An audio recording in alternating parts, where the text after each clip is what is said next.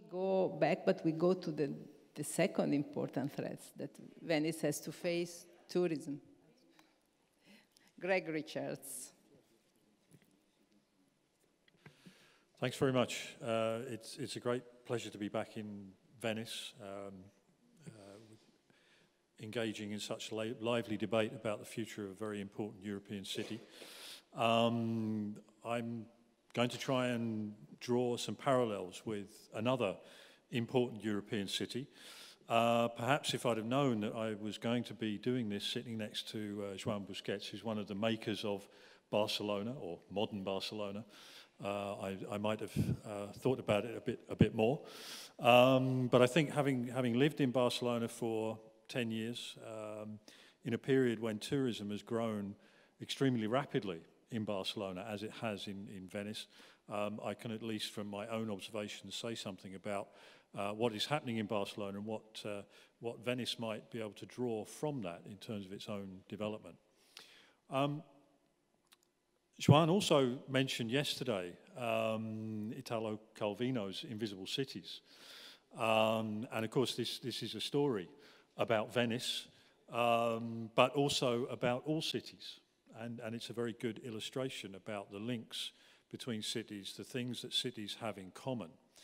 And it's also an illustration of how cities become models for each other. And this is certainly something that has happened to Venice in the past. Venice has been a model for lots of cities. And Barcelona has taken on that role in recent decades. It is now something which is imitated by cities around the world. So, you know, there's not just one Venice. There are lots of Venices. There are, I think, 100 Venices in the world. This will be familiar to people in, if you like, the real Venice, the problem with Airbnb. But this is not Venice, Italy. This is Venice, Venice Beach, California. The point being that the problems of Venice, Italy, are much the same as many of the other Venices all around the world. So in this globalizing world in which we are facing similar problems in places which have a very different history, but which are converging very, very rapidly in terms of the challenges that they're facing. I mean, we are facing the flood of water, as Pia has just outlined to us, but now there are places around the world which are facing the flood of tourism. And as was pointed out this morning, this is not going to go away. So just like we have to do something about the water in the next 60 to 100 years, we have to do something about the flood of tourism in the next 60, 100 or more years as well. So we know we can't put up flood barriers against the tourists, but what kind of things can we do? One of the interesting things that is now happening politically is that the position of cities has changed. David Harvey, the great urbanist, wrote a book recently about what he calls rebel cities. The fact that a lot of cities around the world are no longer just leaning over and waiting for national governments to do things for them, but actually creating their own agendas and telling national governments what to do. And Barcelona is one of the cities that has taken a leading role in that kind of position. So you can see Barcelona as a rebel city, and Barcelona is now beginning to pull together a group of rebel cities to, if you like, face issues which are globalized issues, which nation states cannot deal with because the structures for dealing with globalized problems at a national level are not there. So the question is, how can we do that at the level of the city? So Barcelona is a very interesting case because it has been very successful in recent decades. It has transformed itself since the restoration of democracy to become one of the meccas not only for tourism but also for investment and various forms of development and so on. So the economy has been performing very well. It's an attractive place to be.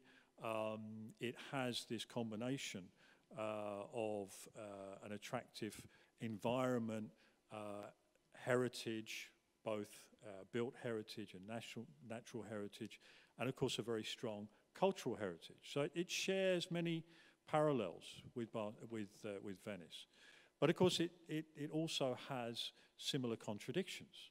Harvey specifically talks about Barcelona in his book, talking about the success which was built on utilizing, in particular, cultural symbols, such as the architecture of Gaudí, to drive the economy forward, particularly with the attraction of tourists. But this reliance on symbolic capital also draws in its own problems. So alongside Casa Batlló, which we see here, you will have the international designer chains and their shops. So these have been drawn in by the unique cultural value of Barcelona, and they have, as in Venice, replaced, if you like, the local ecosystem. So the small local shops have gone. Even Vinson, the kind of emblematic department store, which was on Passeig de Gràcia, has now gone. So there is this globalized, homogenizing force of commodification that Harvey talks about, which is the dark side, if you like, the cost of this successful redesigning of Barcelona. And the other interesting parallel between Barcelona and Venice is, of course, the pressure of tourism. Of course, Barcelona is a much bigger city, particularly if you take the historic city together with the hinterland, if you like, the mainland, as Schwan was pointing out yesterday, then it's a metropolitan city. But even so, the pressure of tourism is immense. It's higher than it is in cities like Paris or Amsterdam. If we take the core, the historic core of the city, then the tourist pressures are even higher. And the reality is that most tourism is still concentrated in the tourist core. So the real tourist density is about 20 overnights per inhabitant, which is a really high pressure to put the city centre under. But it's still only half the tourist pressure of the historic centre of Venice. So this is some kind of relative picture of the state that Venice is in compared to Barcelona. And in fact, it was interesting when we started looking at the reactions of citizens to tourism in Barcelona. One of the questions that the municipality asked us was, how badly are we doing relative to Venice? Because Venice has become a model. It has become a model of how not to deal with tourism. And this is the thing that has to be changed.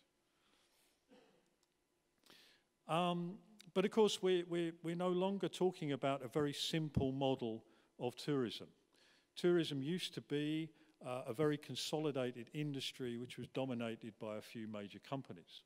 It's still dominated by a few major companies, but increasingly it is a mixed economy which includes not just the commercial operation of accommodation, but also things like Airbnb. And if you look at cities like Barcelona or Venice, you see an enormous growth in Airbnb listings. So the old levers that the city had, for example, to grant licenses to hotels, no longer operate in the same way. Because you may say, okay, we'll put a moratorium on hotels in the old city, which is what Barcelona has done. But of course then what happens is more Airbnb springs up. So, you know, what is the point? So we are dealing with a new economy with new challenges, and this is no longer a simple problem for the existing municipal structures to deal with. So even if you don't have the administrative complexity of Venice, you still have the complexity of the new economy to deal with in Barcelona. So we see in the case of Venice in particular that the Airbnb listings per inhabitant are incredible. So for every 15 inhabitants in the old city, there is an Airbnb apartment. Barcelona is still nowhere near that as a city, but in the historic core, in Ciutat Vella, it is getting towards that level. So more or less 1 in 20, or for every 20 citizens living in the city centre, there is an Airbnb apartment. So this is beginning to change the nature of tourism in Barcelona and elsewhere. Of course, Airbnb have a different story. Their story is that their operations bring in a lot of money to the cities, that this generates income for the inhabitants. So they talk about, enabling people to pay their mortgages through this system, and they argue that a lot of people who are doing this are below national average income and all this kind of stuff. And they say as well, we don't have much of the total housing stock, so the effect of our operation on, for example, apartment prices is marginal, because we're only talking about 2% of the housing stock is Airbnb in the case of Barcelona. But of course, again, this is ignoring the spatial relationship between the concentration of tourism in the old city and the concentration of Airbnb operations in the old city. So for Barcelona as a whole, maybe Airbnb doesn't have an effect. But for the old city of Barcelona and for the historic centre of Venice, it does have an effect. And you can see the reality of Airbnb if you look at where these Airbnb apartments are. This is the area where I live in Barcelona, in the neighbourhood of Gracia, which is not quite in the city centre, but it's a kind of, these days, quite trendy neighbourhood that people like coming to because it gives them a feeling of being a local in Barcelona. But you can see that Airbnb is now all over the place. And these figures are from, I think, 2014. So you can add 30 or 40% to that supply. Now, to some extent, this growth of Airbnb is displacing some tourism from the centre, because Gracia was never an area which had hotels. So now you've got tourists staying in Gracia who were not there before. But you can imagine the situation in the centre, where there is much more concentration of Airbnb. And a lot of this activity, of course, is technically illegal, because these apartments are not registered as tourism accommodation. So they are operating outside the law, which is an interesting situation. So what are the impacts of this kind of development? Well, housing is more expensive in Barcelona. Now, whether that is due to Airbnb or to tourism in general is a moot point. It's very difficult to separate out the different effects which produce an increase in house prices. But inevitably, there is some effect from the fact that Airbnb and other tourist operations are taking residential properties out of the market. So that will increase the cost of housing for normal, ordinary people. So, the tourist use of homes is increasing, which reduces the supply of housing for local people. And this is having a particular effect in areas like the historic centre of Barcelona. The interesting thing that's happening in Barcelona now is, of course, that we have a new municipal government. We have a new mayor, and she has entered office promising to deal with the tourism problem, which has increasingly risen in the the political priorities in the municipality and in the minds of citizens. So, at least in symbolic terms, she is starting to do things about Airbnb and tourism and so on. So they slap fines on Airbnb and Home Away, which operate these kind of things. But of course, 60,000 euros is not going to make much dent in the global turnover of Airbnb. So there is a discussion about how effective this is, but at least symbolically, there is some kind of idea that the municipality is now saying, no, that's enough. We want things to change. And so they have come up with a new set of priorities for tourism. They want shared governance of tourism in the city. Previously, the governance of tourism was basically in the hands of people who were in control of the tourism industry. Now they want to share that governance with other groups as well, including the citizens of Barcelona. So they've established a tourism and the city council, which brings the different stakeholders into the discussion, which is one of the things that has also been discussed in this forum. They've set up an action plan to deal with the problems of Airbnb and illegal apartments.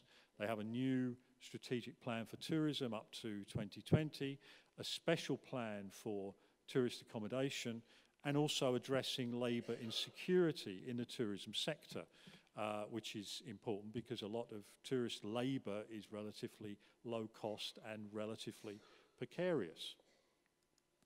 So they have produced a basis for a local agreement on the management of tourism in what they call a responsible and sustainable way. And so this includes a lot of ideas, which again are things which one could also apply in the Venice situation. Management and intelligent distribution of tourist flows is one of the primary things that they are thinking about. Reduction of negative impacts generated by tourism, well, yeah, you can always say that. There's not much detail on how to do it, but there is an idea that you need to plan, to regulate, and to have a new model of governance and funding of tourism. So there is a clear awareness that things need to change in the way in which tourism is governed and managed in the city of Barcelona.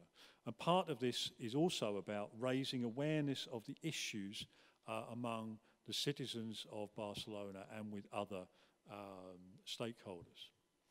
So the interesting thing is that Turisme de Barcelona, which is, it was one of the first public-private partnerships in tourism marketing in Europe, which was formed after the Barcelona Olympics at a time when Barcelona was struggling to fill all the big hotels that it had built for the Olympics. So then they thought, what we need is marketing. So they set up Turisme de Barcelona with a specific brief to bring tourists to Barcelona. And it has been very, very successful at that. But of course its agenda, particularly in the early years, was driven by hoteliers. So the idea was, what we want is people to fill 4- and 5-star hotels. And they were very successful at that. So hotel occupancies in Barcelona are very, very high, which of course then drives the demand for low-cost accommodation elsewhere. So this has been one of the factors in driving the growth of hostels, of apartments, Airbnb, and so on. But the interesting thing to me is the way that the rhetoric of Turisme de Barcelona has changed in recent years, because they also sense that the tide is turning and that people are no longer satisfied with the current tourism model or the previous tourism model in Barcelona. So because people were becoming more critical, Turisme de Barcelona started to talk not only about tourism marketing, but also about the management of tourism and about reconciling the interests of tourists and the local community. And one of the things that they started to talk about was, instead of talking about tourists, to talk about temporary citizens, which is an interesting idea given David Harvey's analysis of the right to the city and all these kind of things. Citizens are people who have a right to the city. So tourists are people who have a temporary right to the city. But of course, the reverse of the coin is that if you as a citizen have rights to the city, that also involves obligations. So as citizens, in the normal sense, we pay our taxes. We are, we have to live with our neighbours. So we have to fulfil those obligations, in return for which the city gives us certain rights. But the idea of the tourist as temporary citizens should be the same. The tourist has a right to the city as a temporary citizen, but they also then have duties to contribute to the city as well. So this is a very interesting reframing of tourism. I wouldn't say that Barcelona has been successful in pursuing this idea very far, but I think it's an interesting idea that Barcelona and other cities could think through a lot better. So alongside the reframing of tourism, we have the shock plan to try and deal with some of the worst excesses of the new tourism economy. So the councillor for the old city, Gala Pin, said, you know, the goal is to minimise this submerged offer and avoid this imposition on the city, which is economically unsustainable. And this is a very interesting change in the thinking about tourism, because, of course, tourism has always been seen as economically sustainable.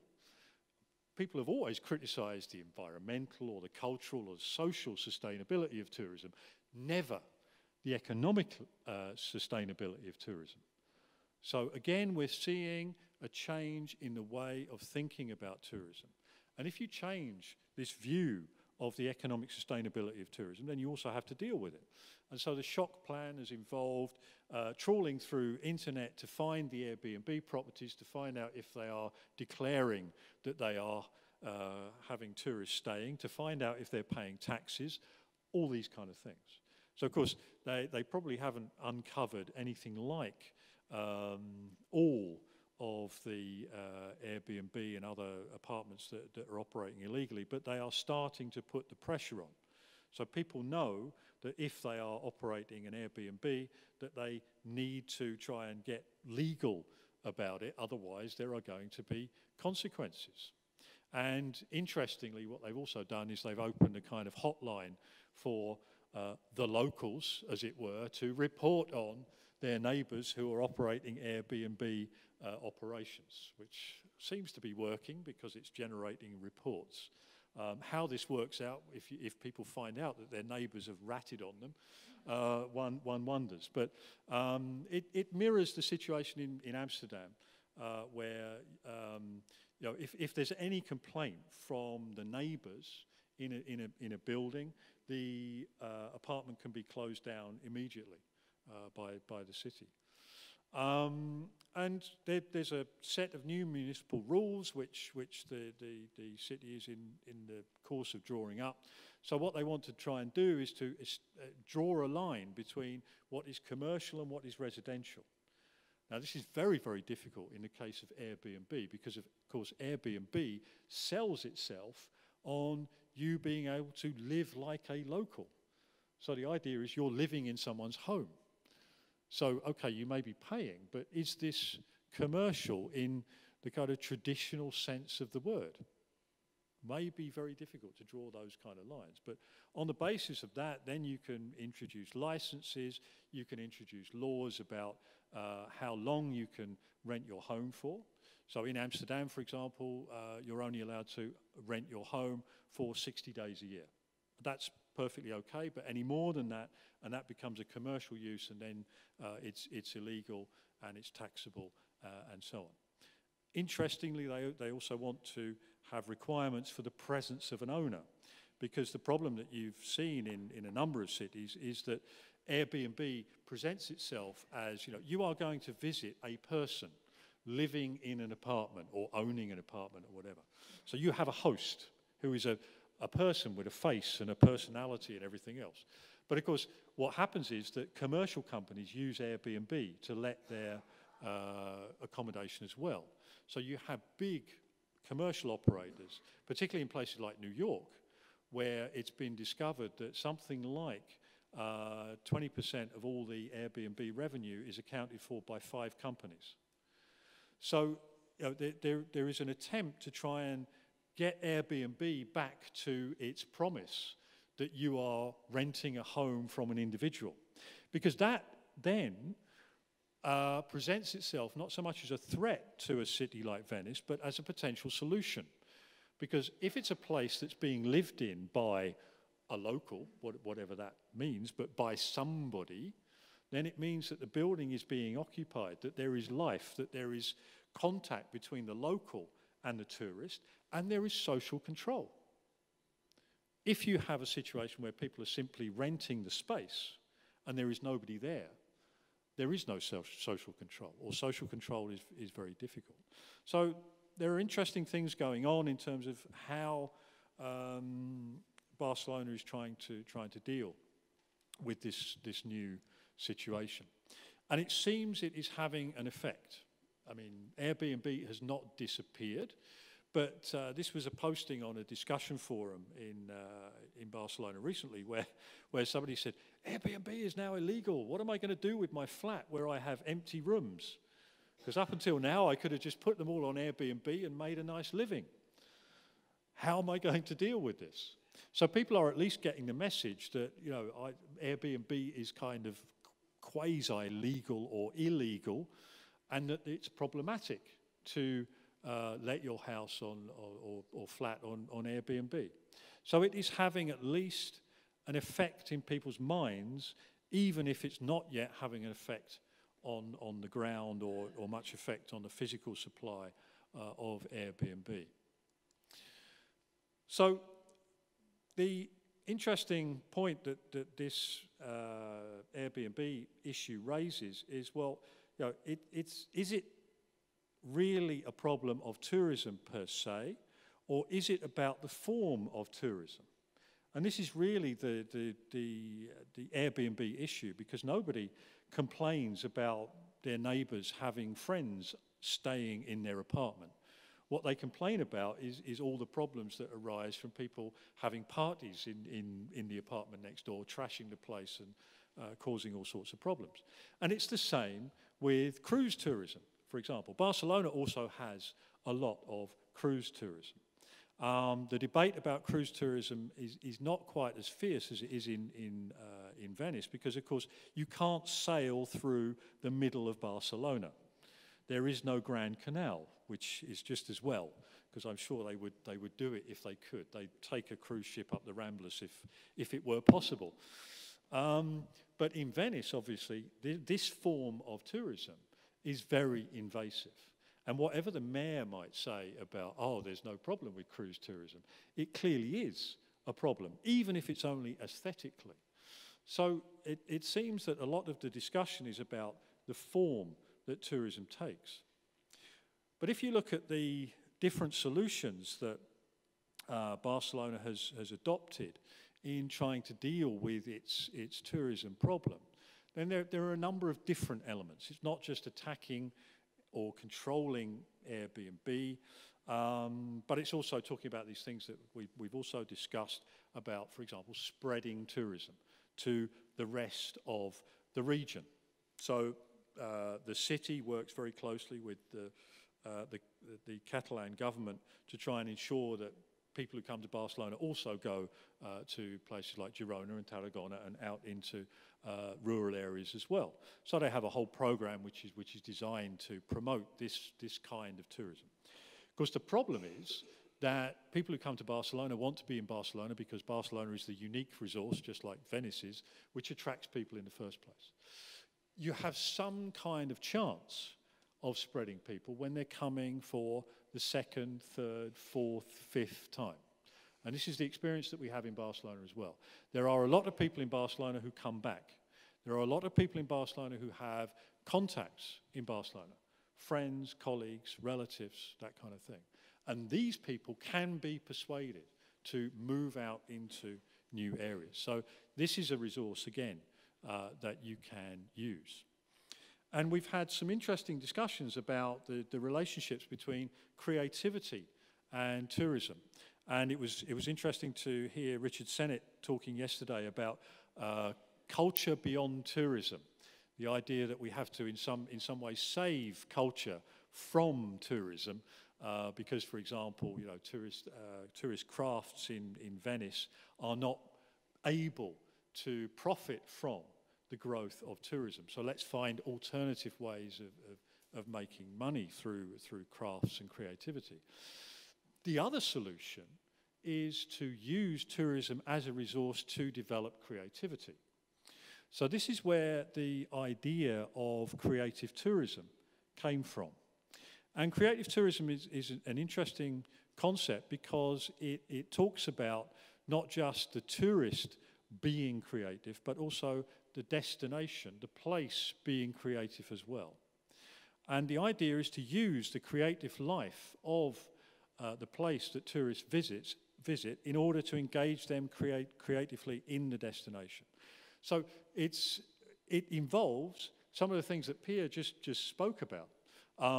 In Barcelona, there is a program called Turisme Creativo, Creative Tourism Barcelona, which provides, for example, workshops on cooking, on making things in traditional ways, and on design, on painting, on photography, all of these kind of creative skills.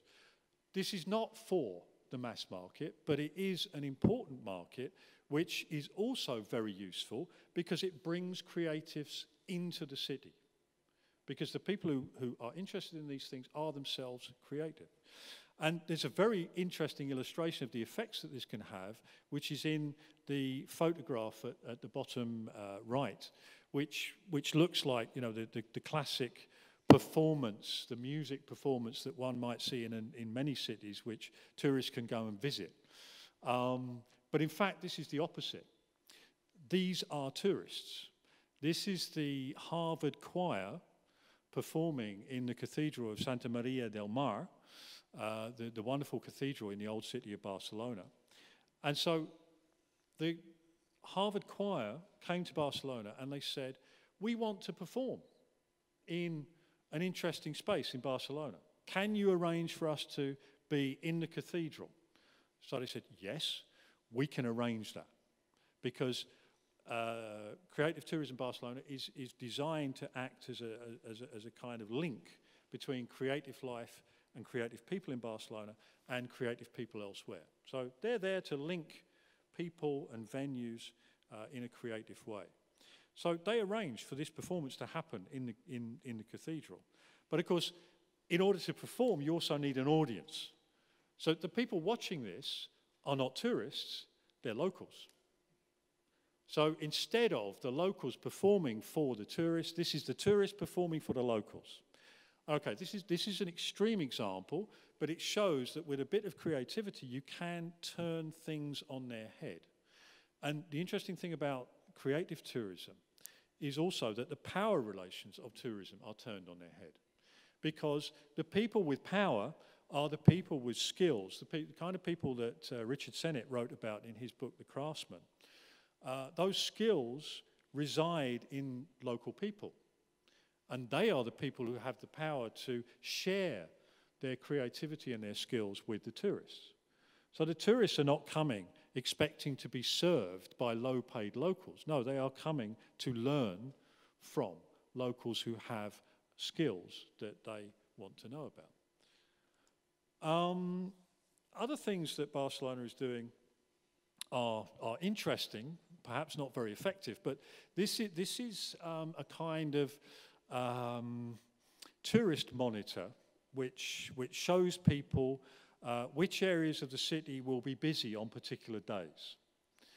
So I know you can't read this, but the very top line is actually the cruise tourism in Barcelona. So we know that on a particular day in, this is August 2016, on a particular day in August you will have 17,000 cruise tourists in Barcelona. So that's more than 3 times as many as in Venice, but of course they're spread around a slightly bigger area, so hopefully we don't notice them so much.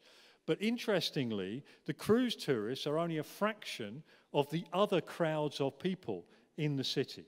So the big mass of people is for example, the Festa Mayor de Gracia, which is an annual festival which takes place in the Gracia neighborhood, which I showed you earlier. And this attracts 2 million visits a year. So this dwarfs the cruise tourism. And people often forget this, that it's not just the tourists that crowd the city, it's also the locals that crowd the city, or people from the surrounding areas. They also come in and use the city. And very often it's the combination of the tourists and the locals that make the overcrowding. So, what other measures could we take? Well, it's interesting when you start looking at things like Airbnb that people use Airbnb because, for example, they want to make contact with the local. They want to go and stay with Luca, who has an apartment in Florence, and Luca wants to meet tourists. So this is a perfect situation. Everybody is happy. It's win-win. We want accommodation as a local in Florence, and there is a local who is willing to do that for us. And of course, if it works as this, this kind of PR piece for Airbnb suggests, then that's great. The problem is getting it to work this way. But if you can get to the Airbnb hosts and make them all think like Luca, then you are a long way towards solving the problem. Because if they realise that they're not just letting an apartment, but they are there to engage with the tourists and to not just make them comfortable, but also to teach them how to be in the city and to give them the norms that they should be following, then that's a very positive way of dealing with it. An Airbnb, interestingly, recognises that its activities can have a negative effect in many different ways. So it does talk about promoting responsible home sharing. So, operating Airbnb in a way that is in the best interests of the cities that they call home. And Airbnb has also issued a code for hosts on how they should avoid being racist when letting out their accommodation.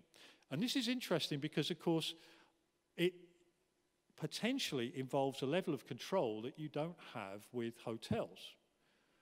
I don't have to worry about whether the host accepts me. If I book a hotel online, I just pay, I put my credit card in, and I can come. And only if there's a problem is there any kind of idea of control. Whereas, straight away, even before there's a kind of interaction between the host and the tourist, there is an idea that this should take a certain form. So Airbnb itself recognises that it has a role to play in this. That's not to say that they're doing anything serious about it yet, but I think if you get cities to rebel enough, they can put pressure on companies like Airbnb to be part of the solution rather than being part of the problem. And what we also see is that citizens are taking action themselves. So there is also bottom-up reaction to these kind of problems where, for example, the Migrantur program is running in various cities, including Italian cities, which is the idea that, people go to a city perhaps with the idea of engaging with the local, but they never think about what does the local actually mean. In most cases, they think the local is somebody who was born and bred in the city, but they're often forgetting that a large proportion of the population in many of the cities that they visit are migrants who come from elsewhere. They live in the city, they share the city with everybody else, but they are from elsewhere. So the Migrantur program is specifically about people who have come from elsewhere, sharing the city they have adopted with other people from elsewhere.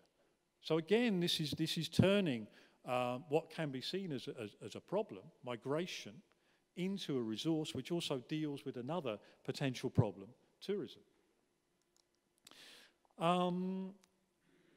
Also, you could argue there is a role for the private sector. And interestingly enough, if the public sector doesn't act, the private sector steps in if they can see a market advantage in doing so. So in the US, you have what has been dubbed the Airbnb police, which are companies such as B&B Shield, which will take reports of illegal Airbnb lettings and take action on it. They will take people to court or report them to the authorities or whatever it happens to be to close down these operations. Now, I'm not necessarily suggesting that things go that far, But there are clearly ways in which private sector solutions to some of these problems could also be sought. Of course, technology is also applicable in the tourist flood, just as it is in the water flood.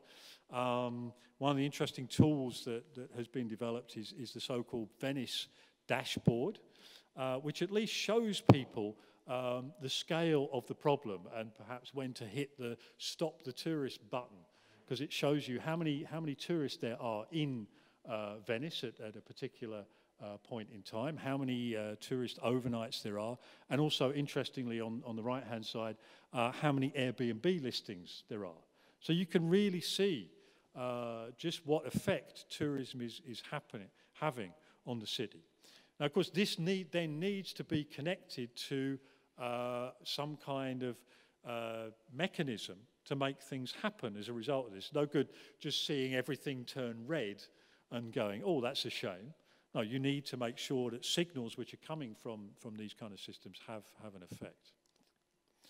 And interestingly, the rebel cities phenomenon that Harvey talks about is now having a visible effect, also in the field of tourism.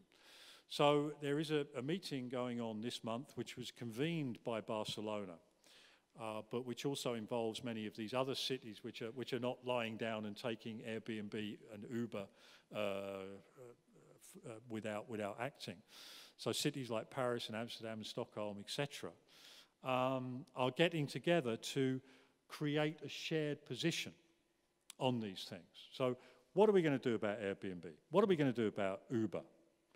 And this is important because up until now, these new economy operators have been able to pick off the cities one by one. So if there's a problem in Venice or in Amsterdam, they simply go to the local authority and say, well, okay, we'll make sure that the Airbnb hosts pay their taxes, which they can do because they have the information. But they're not offering to do that for everybody. Of course not, because that would cost them more money. So they try and deal with the cities on a one-by-one basis. And the cities are slowly getting the idea that this is happening, and they're slowly getting the idea that they need collective action to prevent this happening. Venice, of course, is not on this list because Venice is not a rebel city. Harvey does not talk about Venice in his book. So Venice, if it wants to start combating these issues in the same way that Barcelona is doing, needs to become a rebel city. But of course the problem with this is that, as in many other cities, opinions on what to do about tourism and all the other problems that cities face are divided. So if you ask Venetians, some of them will say, yes, we need to turn Venice into a theme park and get people to pay for a ticket on the door. Other people will say, no, we can't stop people coming into Venice. We should make sure that, housing is affordable or whatever. So one of the problems is that Venetians themselves are divided about what the solution should be. So there is a clear need to create a democratic consensus on what needs to happen so that we can, via majority vote or whatever else it needs, to take the action which is needed. At the moment, it's not happening because people are divided, the administration is divided, and therefore no action is happening. And it's interesting, this question of the city as theme park, because although to many people it seems absurd to think about a city like Venice as a theme park, it's a solution that is being discussed elsewhere. In Amsterdam, for example. Now, some people who know Amsterdam will argue that Amsterdam is already a theme park and therefore it wouldn't be a problem to make it a real theme park. But it's at least if you raise the issue, it then gets people thinking about what that means. What does it mean to be a theme park?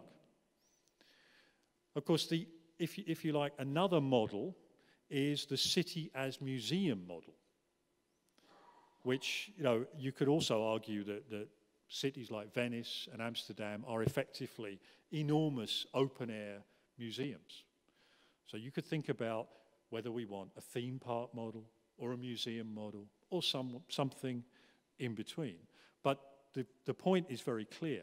You need to do something to generate the money which is going to pay for all the costs that tourism imposes. And tourist taxes are very difficult because of the intervention of the tourist industry, which doesn't want tourist taxes.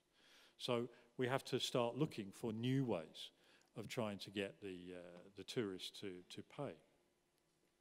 So looking at the example of Barcelona and thinking also about other cities, what are the potential ways forward for Venice? I'm not an expert on Venice, so I wouldn't be able to really advocate any of these with real conviction, but I would say that many of these things are things that Venice should at least consider. One of the things I think that Venice should do is to join the conversation with other cities. It's very clear that Venice is unique. Yes, okay, Venice is unique, but it has problems which are shared with many other cities. So, one way of tackling a problem is to share that problem. So talk to the other cities about how they are dealing with the problem and try and come up with solutions to the Airbnb issue and other things collectively rather than as an individual city. The other thing that Venice and Barcelona and many other cities make clear is that cities these days are models for each other. A colleague of mine, Sarah Gonzalez, coined the term policy tourism a few years ago to capture this effect of policymakers who travel to other cities to see how other cities do it and then take the model back to their own city. People are doing this in Barcelona all the time. They're also doing it in Venice, but probably taking away quite a few negative ideas as well as the positive ones. So what Venice should be doing, I think, is to turn itself into a model of how to manage tourism positively. If we accept that tourism is not going to stop, then there needs to be a tourism management model. And that a tourism management organisation can be part of that, as Bonnie suggested, but it needs to be thinking about the whole system and how the whole tourism system works as part of the ecosystem of Venice and its lagoon and so on. And if you get it right, that puts Venice in the spotlight as a positive example of the relationship with tourism rather than as a negative example. One of the other dimensions of a potential solution is to talk about tourism as a much more differentiated phenomenon, as Yves said earlier and various other people have alluded to, that it's not just tourists as a kind of mass. Yes, there are lots of them, so it is a mass when you look at it, but these tourists are all different. They all have different needs and different experiences that they want. What we've seen in Barcelona is that Barcelona has been relatively successful in developing a hybrid economy of tourism. So alongside what we might see as mass tourism, there is a very strong flow of cultural tourism in Barcelona. And this has helped to sustain the museums in Barcelona and the cultural life in general. And it brings relatively high spending people into the city, which helps to sustain a lot more jobs and to pay back some of the costs of tourism.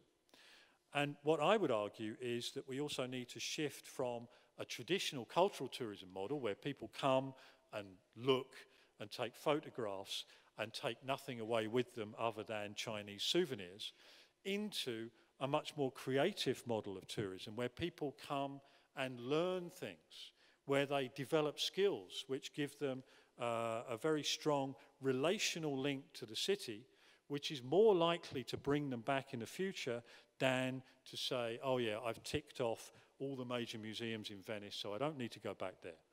No, we need to develop a creative link to the city. All of this also implies that we need to listen to the residents of Venice. The people who are protesting about cruises and so on, they're not just a nuisance, as the mayor would see them. They are people who are experiencing this on a daily basis. So they have to be the first people that are listened to in terms of developing solutions for this. And Barcelona has been very successful at this. They have been monitoring the attitudes of local people to tourism for the last 10 years. And what we have seen is very interesting because 92% of people in Barcelona today think that tourism is good for the city. And that's the same percentage as it was 10 years ago, even though you now have almost twice as many tourists. So people are not saying tourism is bad for Barcelona, but they are saying we want more cultural tourism, we want more quality tourism, we want better tourism policy, we want more management of tourism. So by listening to the residents, the city has a mandate to deal with tourism in a way which is appropriate for the residents and which actually is very, very sensible also for the tourist industry itself. But of course you can't do this simply by making rules. You have to redesign the way that the city is organized, what we have termed the orgware of the city. Now, the hardware is there. We have the museums, the buildings, the transport, and everything else. But it's the way that all that is organized that needs to be thought about. And Barcelona has done this very successfully in the past by developing public-private partnership to look after the tourism development of the city. And Venice certainly needs to have a new organizational form to deal with tourism. Not just tourism, but the whole agenda that is important for the city. So I think that's more than enough for me, but I hope that gives a few pointers for the future of tourism in Venice. A lot of ideas, very useful, very interesting, trying to see what can be done for Venice based on this idea and these new models of tourism. I have the pleasure to give the floor.